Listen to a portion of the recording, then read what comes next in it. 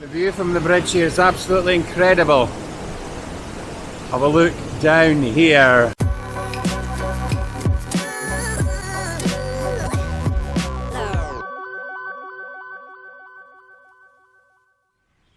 It's time for us to move on from the Big Sands campsite here in Gairloch. We've had a great time, but it's another morning and another part of our adventure on the NC500.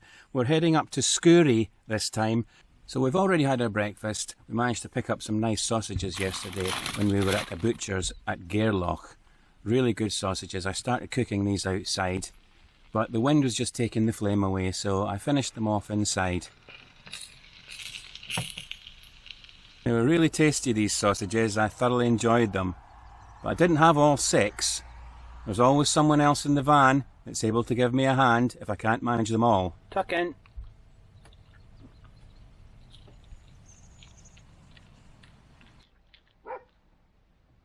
Trish went for the healthy option. She had some yoghurt and some strawberry clusters. Just as we're looking to head off, we've noticed a crack in the windscreen. I don't know how we didn't notice this before. Lovely. So your insurance company has provided us with your policy details, so Autograph will act as an agent on behalf of your insurer to handle your claim.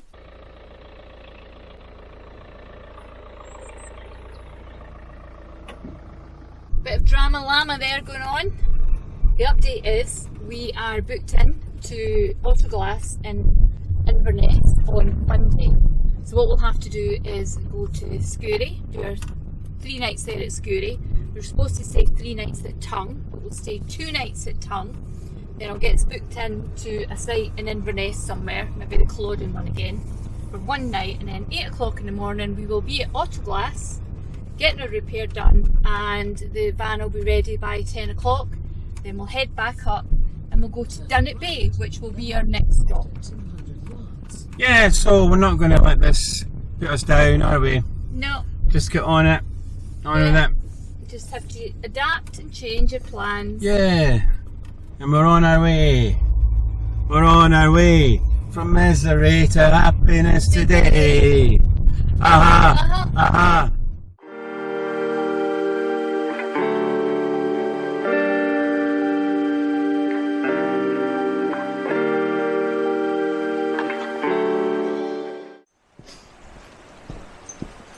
We've stopped off at Ullapool Gorge.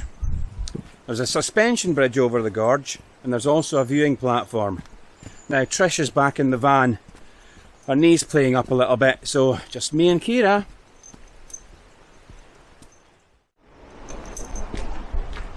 This is a great little walk. The path just snakes through these trees, and all the autumn colours are coming through.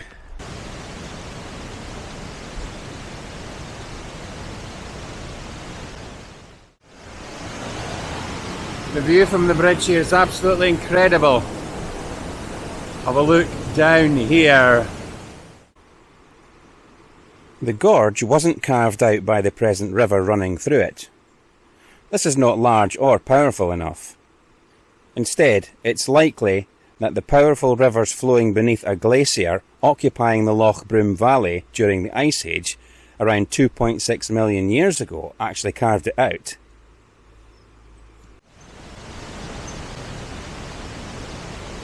There was a little bit of a bounce on that bridge, which was just a little bit scary. There's another viewing platform just up here. Here it is. Not a bridge, this one, just a little viewing platform. Right, Kira, watch your paws on this. Are you okay? Can you walk on that? I think she's okay. I don't know if I am though, because you can see right through this. Look. Yike. Oh, blimey. And if you look over the edge, that's what you see. Wow. That's a long way down. And just look at that canopy of trees all the way up the rocks.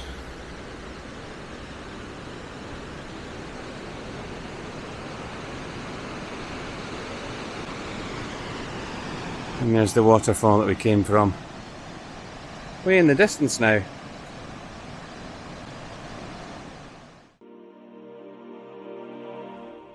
Our next stop is the Scourie Bridge.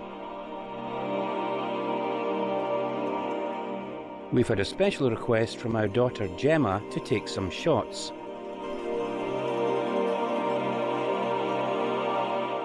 Gemma is a civil engineer working for Arup, which did the engineering design for the bridge in the early 1980s. The bridge, which crosses the 130-metre stretch of the Loch Cairn Bain, has a distinctively shaped curve. Okay, so we're getting soaked now. Hope you appreciate this, Gemma.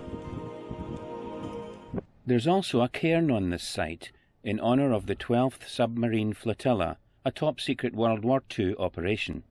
It commemorates the young men of ex-craft submarines and human torpedoes who were trained in these wild and beautiful waters, 39 of whom lost their lives.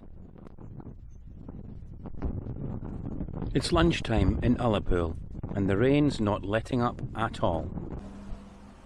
The flags show just how windy it is. It's just a good job we've got our waterproofs with us.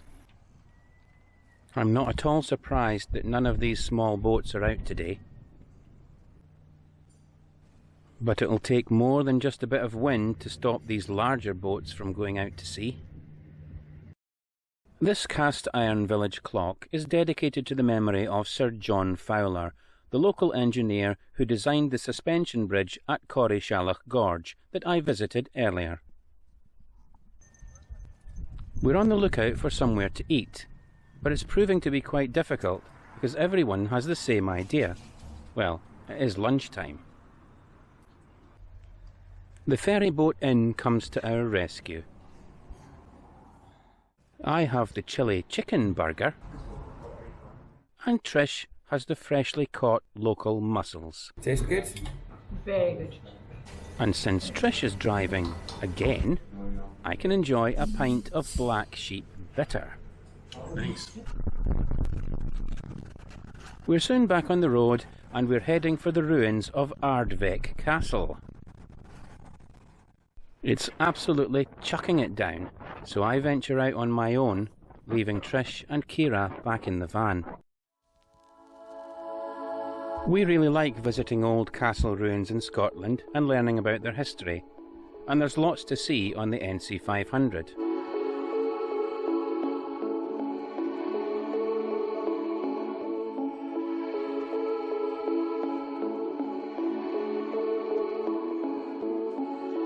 Ardvik Castle dates back to around 1490 and was owned by the MacLeods. In 1650, the Marquis of Montrose, who was being hunted by government troops, took refuge here. Christine MacLeod tricked the Marquis into this dungeon and had him arrested, and he was subsequently executed in Edinburgh. Getting down into the base of this tower wasn't much of a problem.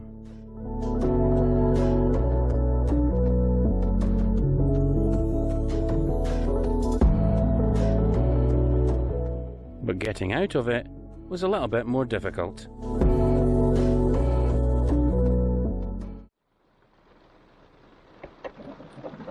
It's morning, and as I slide the curtains open in the Weebrun van, I can see that I'm going to need my waterproofs again for Kira's walk this morning.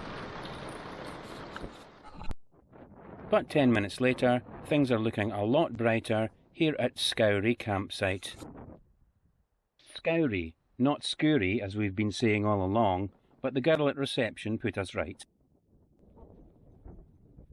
Since the rain stopped, I'm taking Kira for a longer walk along Scourie headland, where on a clear day you can see the Old Man of Storr all the way over to the island of Skye.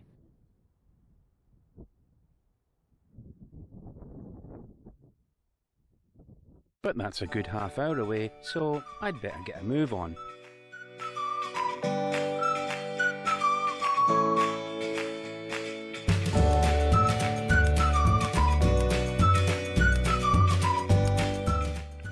There's a bird hide here, but it's closed, so we crack on.